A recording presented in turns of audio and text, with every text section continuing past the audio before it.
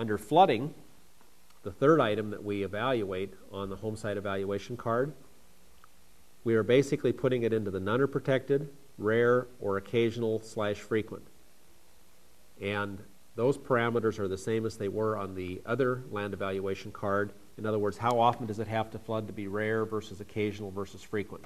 The flooding information as to what category it fits into is found over on page 32 of your manual. On page 32, none to rare is slight for lawns, golf, landscape, and golf fairways. Occasional is a moderate, and then frequently would be a severe limitation. So each of these tables in here, for example, on page 30, we have dwellings without basements. So you just need to basically look up the chart on the respective page in the manual and then see where rare, occasional, etc. puts you into which category in terms of the degree of limitation. So let's say, for example, that we had occasional flooding and we were going to use this for dwellings without basements on page 30. It would basically tell me that any flooding is a severe limitation in this situation.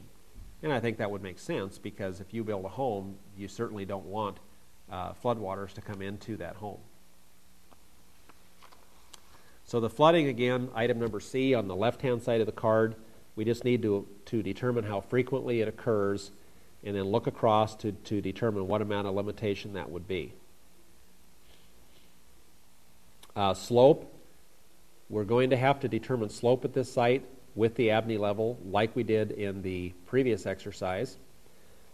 And slope is going to be put into one of three categories: 0 to 8%, 8 to 15%, or in excess of 15%. If on this example that we're working through now, we had a slope of, say, 10%, that puts us into the 8 to 15% category. We look across.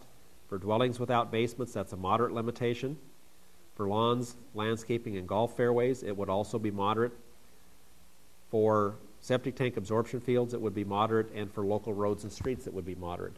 So in that particular example, slope is going to give us the same degree of limitation for all four utilizations of this site, or all four potential utilizations of this site. Permeability is something we need to discuss a little bit. We've talked about permeability as related to the soils and the intake rate and the passage of water through those soils for the purpose of agricultural utilization of that land. Well, we are also concerned about permeability, or the ability of that soil to transmit water for the other uses that we might make of that land, as evaluated here on the home site evaluation scorecard.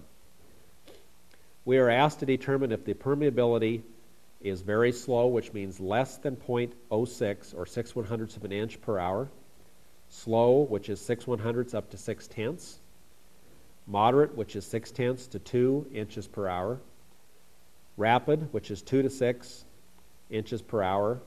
Or very rapid, which is in excess of 6 inches of intake per hour. The only intended use for this site that we need to evaluate permeability for is for septic tank absorption fields. Here again, I think the reason for that would be obvious. We need to be able to have a soil which is going to allow for the drainage or passage of that effluent or the material from the septic tank absorption field through the soil. If it has an extremely slow rate of permeability, then we're going to back up the system and not have a good drain field established. How do you know what's very slow, etc.? Well, our best indication is soil texture. If, in order for a soil to have a permeability of being very slow, it must be a very compacted, hardpan, clayey type of soil.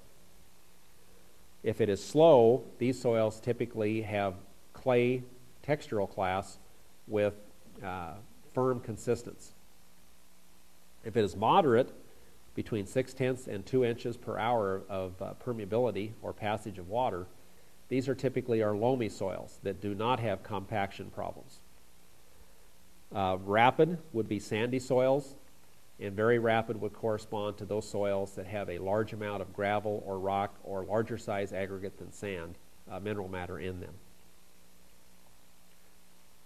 So if you had a soil that you had evaluated at that site to be a silt loam soil, Silt loam soils would fall into the moderate permeability group, and that would be considered a moderate limitation for a septic tank absorption field.